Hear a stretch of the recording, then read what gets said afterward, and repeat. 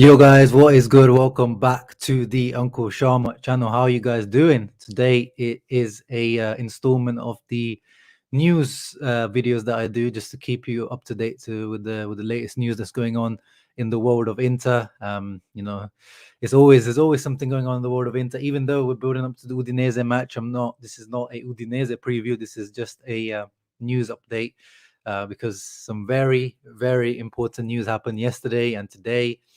Some developments, and the most important one is Lautaro Martinez has signed his new contract. We've been talking about it for weeks and weeks, for days and days.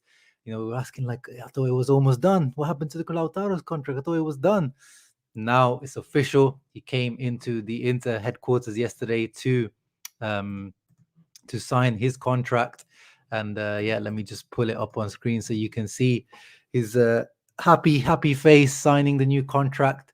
With his suited and booted. Still, I don't know, not sure about that haircut, but yeah, Lautaro Martinez signs a new Inter contract that runs until 2026. Announced by Inter on the official website. And the new deal has done away with the 111 million euro clause, the release clause that was in Lautaro's contract. So apparently that was requested by Lautaro and his agents. That was in the previous deal, meaning there is no set limit to what Inter could receive for him if he's ever sold by the club. We were talking about this past year, in this past summer, that there was an offer for 80, 90 million for Lautaro, which was apparently rejected, coming from the Premier League. Arsenal, Tottenham were the ones that were linked. Now there's no real limit set to that. It could be more than 111, but realistically, probably be less than that. It is hoped that the deal will bring some stability to the player who was heavily linked with a move to La Liga side Atletico Madrid during the summer.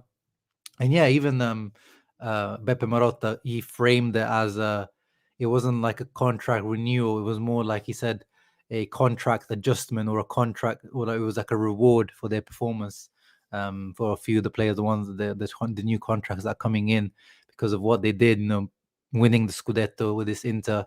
So, if you are valuing a player 80, 90, 100 million, whatever you're valuing Lautaro, you have to give him the right salary. And especially now that Lukaku has left, for the Premier League, he's been made as like the main man. Maybe he's not performed like it as of yet because Edin Dzeko's kind of stepped up to be the main man until now. But Lautaro, we know, 24 years old, he's still got to improve. Definitely lots of improvement still on Lautaro, but that's the scary part with Lautaro. What if he actually improves on those things that he needs to improve? Like, that would be crazy if Lautaro manages to actually achieve his potential, which, he made the Ballon d'Or list already at the age of, 23, 24. He's already made the Ballon d'Or list, Copa America, Scudetto winner. He's a born winner. His mentality.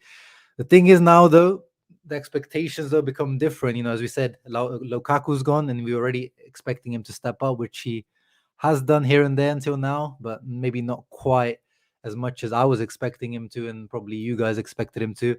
Now the salary, as it says down there, 6 million net salary, which is not the highest in the team. However, because he doesn't benefit from the growth decree, Decreto Crescita, which is the law in Italian government law that allows foreign players or people that come from foreign countries, they get taxed less. So Alexis Sanchez and Arturo Vidal and Eriksen are currently the three highest earning players. Eriksen's the highest on 7.5, then Alexis on 7, and then Vidal on 6.5. But they all receive, well, Eriksen we're not paying at the moment because of the FIFA paying his wages, but with Alexis and Vidal, because they came from a country abroad, we get a percentage of taxes back on their salary, which I forgot what the percentage is, but it's quite substantial, especially when you're talking about millions. Even small percentages are massive. Whereas with Lautaro, he's been in Italy for a while, so he doesn't receive any of that tax relief. So his full salary, gross salary, is around 11 million euros, which is the highest in the team. So technically, he's the highest paid in the team because of the taxation laws. But practically, the net salary that he actually received, he's not the highest paid. But as I said, now the expectations on Lautarito are different, and let's see if he manages to step up. And also, this renewal is, it's not saying that, yo, okay, it's nice, he's here until 2026, or the deal is until 2026, so 5 years extra, but it doesn't mean that he's here to stay 5 years. We know how modern football is, and we know Inter's position at the moment, which we'll get into in terms of what Steven Zhang said about Suning and PIF and any other potential buyers. But Lautaro, if the right offer comes along, he will be sold. Marotta might not say it, or people might not say it, but next summer, if Suning stay in charge, this contract just makes sure that the other team doesn't, the people that come in, they don't have any real bargaining tools. Like there's no leverage there, because he's got a long contract. If they want to buy us, if they want to buy him off us, they have to offer, they have to pay handsomely. So is a reward for the player. It's a security for the club in terms of the future, securing the player as well, but also making sure that in the future we get a nice chunk of money if the right offer does come along. So let's see what we have in the house. Gerald in the house, who says it's called domino effect. All it takes is one, then they all fall. Barella next, Brozovic right after, Dimarco, Skriniar, De Vrij, Ambrosio, Perisic. Yeah, we'll see. It's not as easy as that. It's not just because one is doing it, the other guy will necessarily do it. It's also about Inter's budget, and also about agreeing on a salary. And yeah, speaking on that, we can move on to the guys that are lined up to sign next, which is, of course, probably even more important than Lautaro, Nicolo Barella, who's rumored, as reported here or translated by Sempre Inter, to sign his new contract next week, as has been reported by Gianluca Di Marzio, very reliable source. The young Sardinian has now almost completely agreed on the terms of his new deal with the club and will follow the footsteps of Lautaro Martinez by extending his stay at the club until at least 2026 for another 5-year renewal. Barella's wage was supposed to be raised to 4.5 million per season, but by the final year of his contract, they were risen to 6 million. So Lautaro's is around 6 million, possibly some bonuses in there, I read. Whereas with Barella, what they've done is they've raised it, like they've gone a rising salary for every year that he stays. He's going to receive more and more. So 4.5 is quite cheap for Barella. He deserves at least the 6 million rate. But yeah, this is what also convinces me that these types of players do want to stay in, because Barella could be earning more than he is. Even when he signed for Inter, he probably could have earned a lot more than I think he was only earning like 2.5 million net at the moment, which is ridiculous. That's like a third of what Adrian Rabiot and Ramsey are earning at Juventus. This contract renewal again shows the faith the club has in him to be a key player for many years to come. We know that this guy has become, probably the most important player in our team. It's also very likely that he will be given the captain's armband next season. So we don't know about this one, but in the Italian media, they keep speculating that this he is the one in line for the captaincy. You guys know my thoughts that I feel like it should be Milan Skriniar next in line, to be honest. But again, if they give it to him, there's no issues from me. Then of course from that we can move on to the next player that's targeted for renewal, which is Marcelo Brozovic. His one is the most pressing concern because he is expiring at the end of the season, and he can start talking to other clubs in January. And with agents, they probably already have started talking to other clubs. So it's very important that his contract situation is now sorted. Unfortunately, though, his meeting has been postponed. I think they were supposed to meet at some point this week. Yeah, the meeting was supposed to take place between the Empoli on Wednesday and the Udinese match on Sunday, but it's reported that the postponement of the meeting is not related to football or a disagreement. It's being postponed for personal reasons on Brozovic's behalf. So hopefully it's nothing serious, personally speaking. There has been no change in the disagreement between the player and the club. Inter want to offer him 5 million plus bonuses to take it to around 6 million, whereas the player wants 6 million fixed salary plus bonuses. There's also disagreement over the duration of the contract, as a player wants 4 years, but Inter wish to make it a 3-year deal. But that's not a massive difference there, to be honest.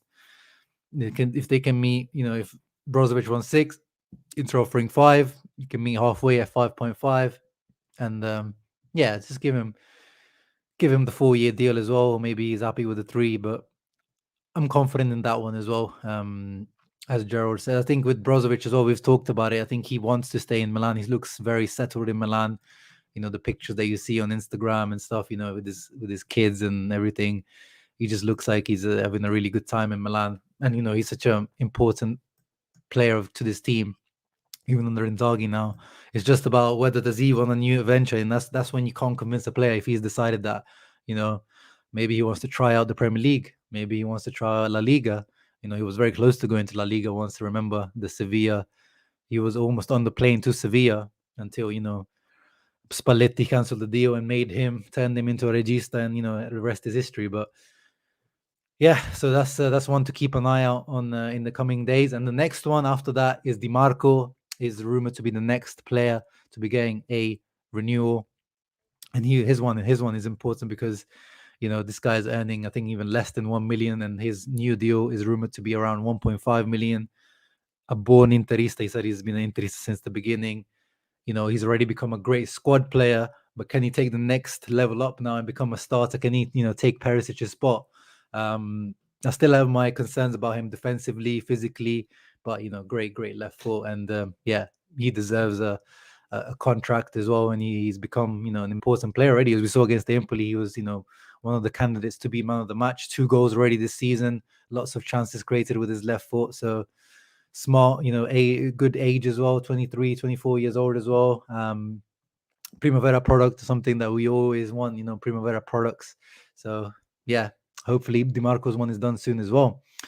Razor Orion, what's up? He says, of course they're going to say they aren't going to sell because they are willing to sell, then they will be pressured to sell at a lower price. Yeah, you're talking about Steven Zhang. Yeah, we'll get into that in a minute. Benjamin says he's heading to work. No worries, brother. Barella and Brozovic should be signed next. Yep. And yeah, Brozovic might be the trickiest because of the interest and because of the time left on his contract is not long, but I'm confident that Brozovic will get done. I think the trickier ones will be Ivan Perisic, and there hasn't been any talks yet. It doesn't seem like Inter have opened any talks yet. From what I'm reading in terms of Perisic, he's looking for maybe a new adventure at the end of the season. But the way that Perisic is performing right now, you know, he's really pushing the boat. You know, he's gonna, you know, imagine if he keeps performing like this, but till the end of the season, it's going to be hard not even to offer him something. And I think we should at least try to offer him something, even if it's a reduced wage. See if he takes it, if he's willing to reduce his wage. But yeah, Perisic, what a player, what a professional, and he deserves to just, even if Inter just let him know, like, you know, we really appreciate you, and we're willing to offer you something. And if he rejects it, he rejects it. Yeah, we'll get into the Eriksen stuff as well now. Yeah, we'll get into the stadium stuff. Let's see who else is in the house. Nerazzurri, Netherlands, what's up? Gerald in the house as well. Lord Figo in the house as well. What's up? Gerald says, I think we're in a parallel universe. Lautaro signing a new contract and Lukaku being slandered again. La caca. Yeah. Yeah. Well, I mean, you know, this is what we were saying to Lukaku when he was leaving. He'd be like, you sure, brother? Are you sure, brother? We're treating you like a king over here. We're treating you, you know, I even made a t-shirt for you called King of Milan. You know, people bought the t-shirt. People were, you know, putting you already in their kind of all-time Inter list or like favorite player lists. I was putting you in my top 3 striker list in the world. And now look at you, man. Now look at you. You doubled almost your salary. Yes, you've gone back to your childhood club, but now you're getting slandered again. So yeah, let's see how it works out for Lukaku. But the game is the game. Jaro says, I don't think Lautaro deserves 10 million. I think he deserves 7, 8, 9 million. Do you know how much he's earning now? Yeah, I've put it down there. He's earning 6 million, and he was earning around 2.5 originally. So yeah, he's more than doubled his wage. 10 million is way too much. No one earns 10 million in the Serie A. I think the highest earning player in the Serie A is Matthijs de Ligt, who is on around 8.5, 9 million. And they're talking about Dybala possibly earning 10 million. So yeah, I think 6 million is probably about right for Lautaro. I mean, it's not my place to speak on what other people earn. You know, get your bag. But yeah, I think that's the right money for Lautaro. He's still a young striker, 23-year-old. Some strikers peak at 27. Yeah, even later now we've seen guys come in the especially in the last few years.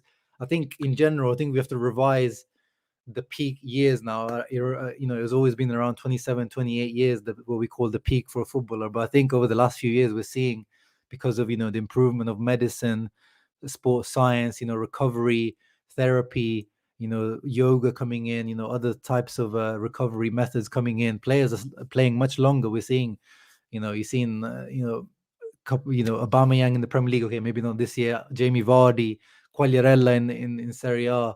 There's loads of examples around. Benzema still going. You could say that this is maybe the best Benzema that he's ever been.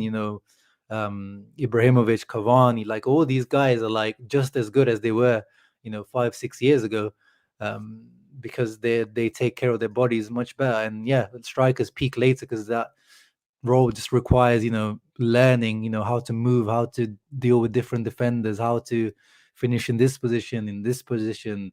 So yeah, with Lautaro, there's so much improvement to do. Lautaro is like Crespo, but without the goal contribution. Yeah, I mean, yeah, I think he's a little bit more complete than Crespo. I think Crespo was a bit more. Yeah, Crespo was more of a cold-blooded striker. He was just ice cold. Much better finisher.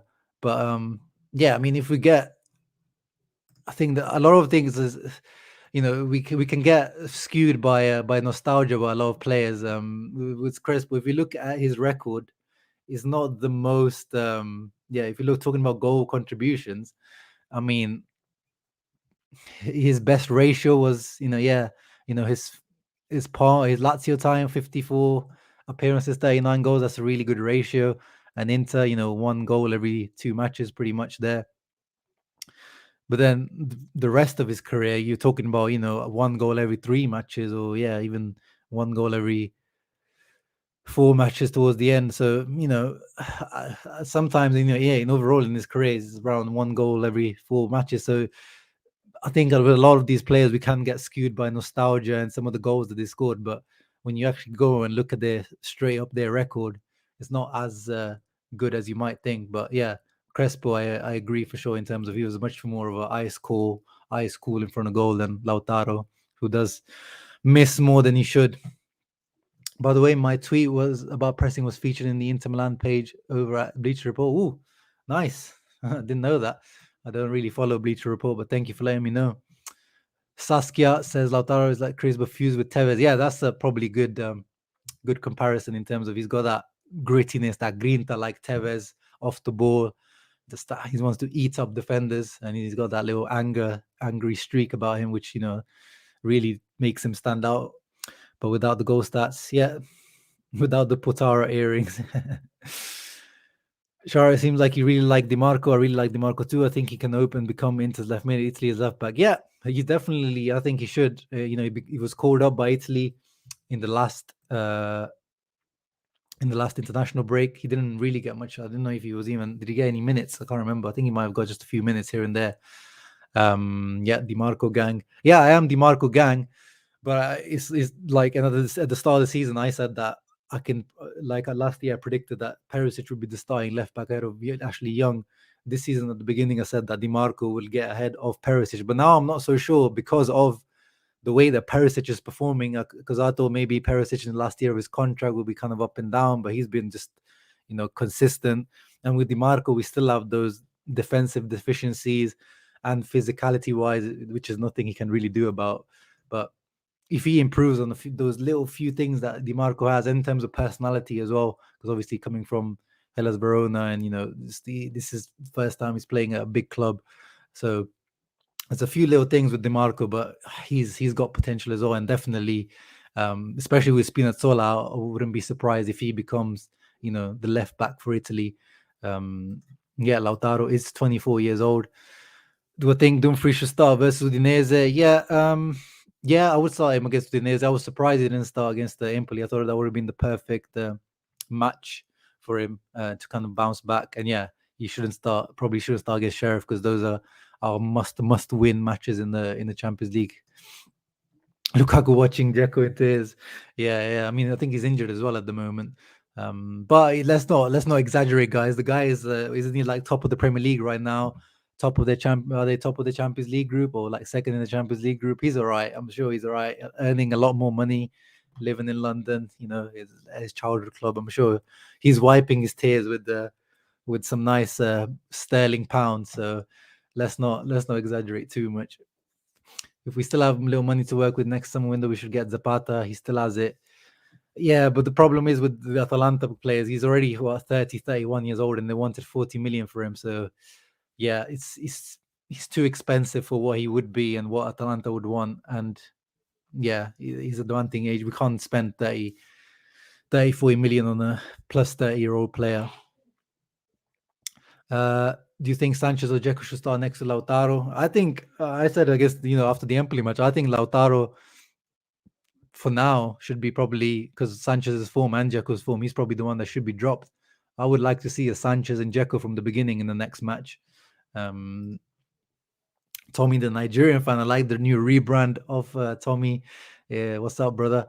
Let's get into the other news that I wanted to cover. Now, this is the Suning related, Steven Zhang related. So there was a shareholders meeting the other day at Inter headquarters approving the accounts for this past financial year. And Steven Zhang connected through video call. I'm sure some of you might have seen the video. If you've not, it's on in the Inter channel and on Inter's Twitter. It's about 8 or 9 minute long video where he talks about, in English, he talks about the year, the difficulties with COVID, the loss of revenues, but also how well the sporting side did within all those difficulties. A lot of corporate speak, a lot of it's just, you expect it. But the key part of it is that he confirmed that he's not looking to sell Inter, or, Suning and the holding company are not looking to sell Inter. We've heard about all the rumors about the PIF, Public Investment Fund, the Saudis, and he denied those rumors. He said during this year there have been numerous rumors that have surrounded the club and the commitment of ownership to Inter. None of these are true, all false and speculation. I reiterate, the project of the property, of the ownership, he means the support and the commitment are long term. Our vision for the future is clear and defined. So this is what I've been saying. Everyone's always asking me, like, what do you think of PIF? And I always said, I've asked around as well. I have a few people that work for, important newspapers. I have a friend who works at L'Equipe and a few other journalists that are well connected. And I've asked them all, and they said, whoever they've asked, they've got no confirmations of PIF interest in Inter.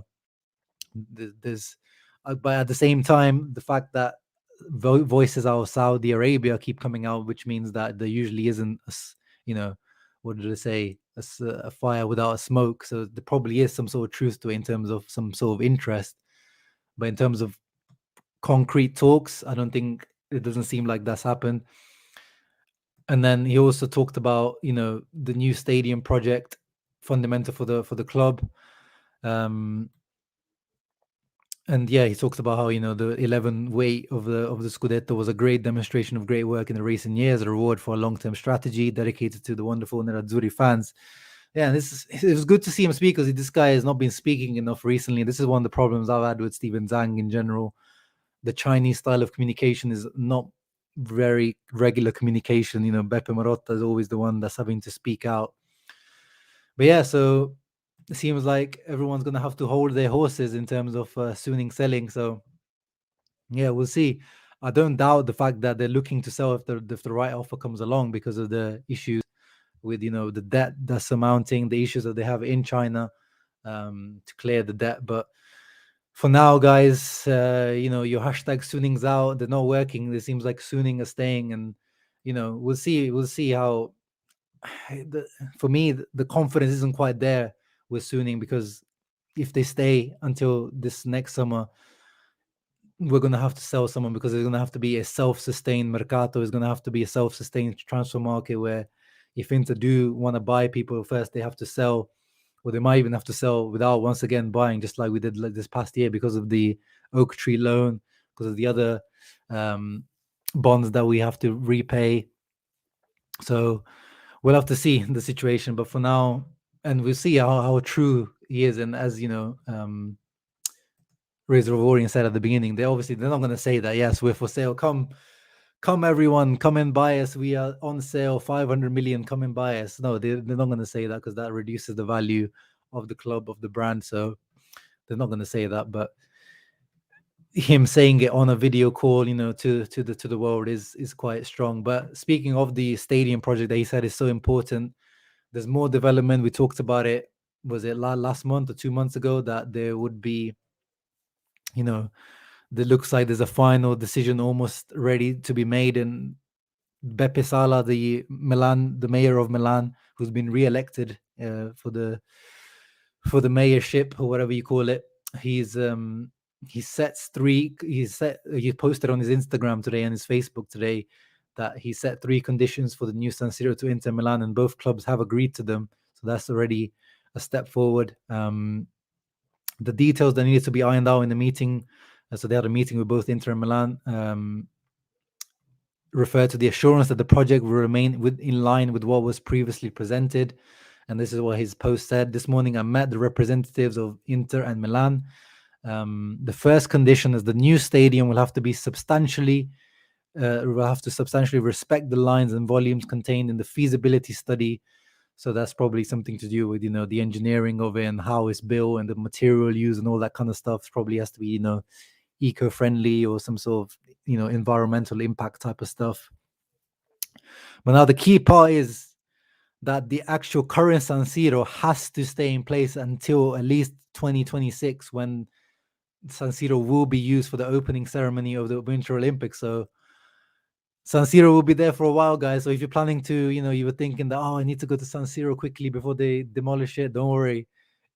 At the earliest, San Siro will still be there until 2026 because the Winter Olympics will be held there, or the opening ceremony anyway. And then the second point calls for the reconversion of the area around San Siro to develop the project for the sport and entertainment district in a green context. Again, the area around there, when we looked at the videos of the projects, there's a lot of, parks and, football grounds, tennis courts, shopping center, parking, all that kind of stuff around it, cinema, restaurants, all of that has to be, pre-agreed as well. And again, it has to be built in a, I guess, eco-friendly way, in the green context, whatever that means. Regardless of the timing of the construction of the new stadium, the opening ceremony will take place. So there has to stay in place. Finally, the third and last point, that the concessions of volumetric rights for urban development ancillary. I don't even know what this means. So someone else that understands, this kind of stuff can say it. But yeah, this is the closest we've got now. So the 2 clubs agreed with the proposal. At this point, I believe that the executive can proceed quickly to deliberate the public interest. So yeah, it's getting closer that, it's not been decided yet that it will be built, but it's getting closer and closer to a decision finally being made. So we'll see. We'll see about that. But I guess it's good news. But yeah, it's not coming anytime soon. The benefits of a new stadium and revenue are not coming anytime soon. Probably, I think the earliest they estimated it would be like 2027, 2028 that would have the new stadium. But we know how things are in Italy. Probably 2030. I'll probably have, grandkids by the time the new stadium is built. So we can chill about that.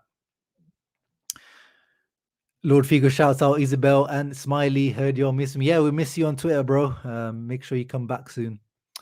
Yeah, FIFA messed up with those naming rights in the latest FIFA. Sport Uncle Shami is doing a great thing for Italian football fans. Thank you, Lord Figo. Appreciate your support for sure. Suning just waiting for new stadium approval so can they milk the most out of sale. Yeah, we've talked about the Suning, because as soon as this gets actually approved, so this has been approved by the mayor of Milan now, and the initial approvals are there, but it's not finalized yet. So as soon as I think finalized, Suning value Inter at around 1 billion, including the stadium project, and then they can sell Inter for that amount that they actually want. So that probably is the thing that they're waiting for. They're pushing for it. Milan are pushing for it. Inter are pushing for it. So I actually do believe that's going to happen. Whether the stadium is actually built, I don't know, but the actual approval, I'm sure at some point is going to happen now. Yes, Malinowski, tomorrow you shall be playing against Lazio, and you'll be facing off against the Sergeant Sergei Milinkovic-Savic. So good luck for that match. Tommy's a civil engineer. Nice. When he's not obsessing over football, so the stadium project. That's interesting to me. Yeah. If you could read that excerpt, wait, let me get it up. If you could understand that, because it's what I with the problem with sometimes these articles are translated directly, from Italian to English, so they're not actually been translated properly. But what does this mean? The concessions of volumetric rights for urban development ancillary to the stadium do not derogate from what is allowed by the current PGT. Do you know what that means, Tommy? If by any chance, no biggie, because if you can't, because it has been translated quite literally from Italian to English. So, hey, what's up, brother? And yeah, the translator works weirdly sometimes. So yeah, and moving on, apart from the stadium news, another big news. You guys know I'm a big Beppe Marotta guy, and Big Beppe looks like he's going to be signing a new contract at Inter until 2025.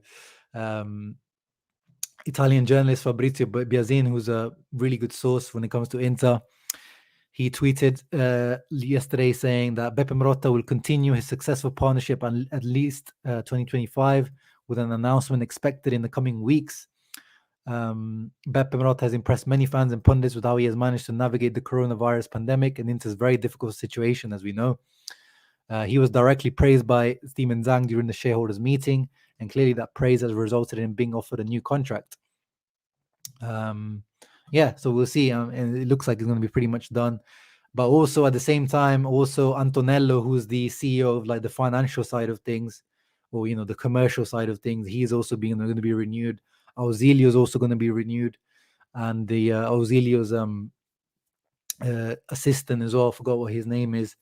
So it looks like 4 important renewals, not just players, but also at the director level. There's some important renewals happening, which is good to whatever happens with the ownership. At least we know that with Beppe there, most importantly at the top, and then you got everyone else working alongside him or beneath him is a solid structure to this Inter. That's one thing you have to praise Suning for. Whatever they've done, yes, they might have overspent or not managed their financial situation properly, but the fact that they got Marotta and gave him the right structure underneath is really good. Something that Moratti never quite got right. So that's something that they do deserve praise for what they did, because they knew we don't know about football. They made those mistakes in the first 2 years about listening to Kia Drabchun and doing those crappy deals, and then afterwards, all right, let's bring a football man. Let's bring the best guy that we possibly can to Inter, which was Beppe Marotta, and then everything developed from that. And then finally, the last thing I want to discuss was Christian Eriksen. We love Christian Eriksen, Interisti. As Benjamin says, we wish the best to Eriksen. That was, for me as well, I agree. When I watched that moment with Eriksen on live TV, I was literally on the verge of crying. I agree. But as reported today, and it was mentioned in the shareholders, the report or the statement that was released, long, 7-8 page statement that's released from the shareholders meeting, they mentioned Christian Eriksen in that, and here BBC News, BBC Sport have put that statement here for us to read. He, as we know, collapsed in the Euro 2020. So the statement said the player has been temporarily inhibited by the Italian medical authority from sporting activity in the current season. Although the current conditions of the player don't meet the requirements of achieving sporting fitness in Italy, the same could instead be achieved in other countries where the player could resume competitive activity. It is unclear whether other countries would allow Eriksen to participate in their respective leagues with the ICD device, which is, what he's had implanted, the cardioverter defibrillator device, which is a type of pacemaker. We know about the Daily Blind situation, who plays with an ICD, but is a slightly different ICD to the one Eriksen has, from what I understand.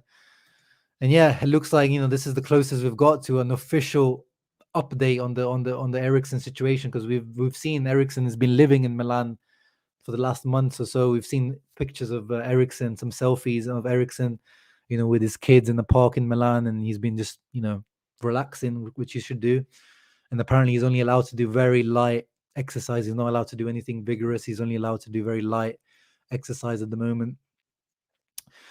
But we knew the rules, the Olympic Committee rules in Italy are very strict. They don't allow for players to play with the ICD, and that has been confirmed now. And it looks like the decision has been made that he can't play in Italy. So we'll have to see what happens with Eriksen now. As we know, his wages for the moment are being paid by FIFA, and I think they will be paid up until a year since the incident happened. So that's why Inter are not panicking at the moment, because they not even paying his wages. But yeah, let's see. We are also waiting for Eriksen decision. This is what Inter have released, but we don't know what Eriksen wants to do. Does Eriksen want to continue? Does Eriksen family want him to continue? How serious is the condition? Because from what I heard, if he's not allowed to do vigorous exercise again, he's even allowed to play again. So we don't know. This is just from Inter's side of things that would release what the situation is, but we don't know what Eriksen's situation really is on a personal level. And yeah, he hasn't released anything because he wants privacy, quite rightly. He doesn't want to be bothered. It's a difficult situation for him at the moment. Nicola says, if Eriksen is able to play, should he join Conte if he joins Man U? Yeah, I mean, Conte did get the best out of him in the last 6 months, but I don't think him and Conte ever, really, bonded. That first year was very difficult. And, in the end, Eriksen really managed to convince Conte. But I don't think Eriksen will be much looking. And Eriksen, even at the end of the season, he said that, this season I got used to, or I adapted myself to playing deeper. But he said, I remember a clear quote from Eriksen saying that he wants to play higher up again in the future. So it means that, he wasn't going to do that role that Conte was making him do for much longer, because it's not really the role that he feels like he thrives in. And, that's the truth of his whole career. Eriksen has, for me, if you play Eriksen, he has to be closer to the goal. He's got goals and assists in him, but he did a job for us in that deeper role as well. But yeah, we'll see what happens with Eriksen. We obviously wish him the best. His side, where we saw it coming. I would love for him to work for Inter in some role. Yeah, I mean, that would be nice. I could see Inter doing that, but again, I don't think he ever really picked up Italian as well. The thing with Eriksen is, I'm not sure, if you want to work at Inter, unless he becomes like, some sort of international ambassador or something like that. But, he's only 29. If he continues, he's got, still a lot to give to football playing wise, if he decides to continue playing. For the stadium, I think it has to be smaller than the Madonnina statue. Oh, right. Okay. I see. So yeah, it's probably some sort of rule that, he can't make it too big and too, he can't overshadow the Madonnina. Makes sense, Ramon. Thanks for that. You might be right. Eduardo says if he has to leave, we'll always appreciate what he did for the club and what he gave to the team. Of course, man. Of course. Even if he didn't give anything, you always have to appreciate, the guy was a great professional. A lot of players would have been crying and, moaning in public when Conte wasn't playing him. And yeah, no, he knuckled down, worked hard and convinced him. And yeah, there's talks of, maybe Ajax coming in for him, because yeah, if Daley Blind can play with the ICD, maybe in Holland he can play, and Ajax is the club where he started off at. And we're interested in Onana. Maybe there's something that we can work out there. Who knows? I mean, we're just speculating now. But yeah, we have to wait for Eriksen's decision, and yeah, he can take as long as he wants, to be honest. But yeah, that was today's news update, guys. Around 40 minutes. Tomorrow morning, I think I'll do a Udinese preview, just be a quick one. There's not much to talk about. They're a terrorist team. They're going to sit back. They have the lowest percentage of possession in the whole of Serie A. So yeah, there won't be too much to talk about, to be honest. But I'll wait until tomorrow for the potential lineups, because they'll be more accurate if we wait till tomorrow. Any last comments before I leave, guys? Yeah, I know, sad to hear about Eriksen. I'm pretty sure it has to do with urban development around the new stadium complying with local ordinances. Yeah, I'm guessing as Ramon mentioned earlier, maybe it's got to do with some sort of the size, the material, all that stuff. There's lots of regulations that I'm sure Tommy, as a civil engineer, the amount of regulations and laws when it comes to building things and the health and safety and all that kind of stuff is a madness. But yeah, guys, thank you very much for tuning in to today's Inter News, 29th of October. Beppe Marotta, new contract. Lautaro, new contract. Barella coming soon. Dimarco coming soon. Brozovic, hope so. Fingers crossed. Antonello as well. We'll see. Ziza says, what's my prediction for Roma Milan? I mean, this Milan and Napoli train surely has to stop at some point. Like, it just keeps chewing. These two just keep going, and the gap is getting worrying now. But can Jose do us a favor? I don't think so. I think this Milan team continues. Zlatan is back now. Theo Hernandez is back from injury. Roma in general looking a little bit inconsistent. You know, they had that 6-1 drabbing in the Conference League, which was embarrassing, and then they just about sneaked past Cagliari. They had to have a special free kick from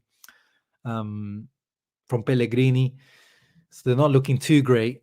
But it is Mourinho, and you know, I can see him, you know, rising up to the occasion for a big match like that. But I see Milan winning. Unfortunately, I still see Milan winning. But hopefully, I don't want Milan to win. I want, you know, Mourinho to at least hold him to a draw. At least get, you know, 2 points less from them, and a win would be amazing for Roma. But I don't see it. This Milan team are the real deal. Pioli is the real deal. After I was doubting him at the beginning of this season, but he's the real deal. Yeah, man. You know, I like Lobotka, and he had a good start to the season as well. Lobotka, the first 3 or 4 matches he had to start because of Demi's injury. Anguissa hadn't come in yet, and then he got injured, unfortunately. But yeah, actually, I'm gonna make a video because I made a video about players to watch in Serie A at the beginning of the season. I need to make an update on that video. So yeah, thank you for reminding me on that. But yeah, guys, thank you very much for tuning in. There's 30 of you guys, so every one of you, make sure to leave a thumbs up before you leave. If you're new to the channel, guys, make sure to subscribe. And yeah, I'll see you tomorrow for the Udinese preview. Ciao ragazzi, Forza Inter.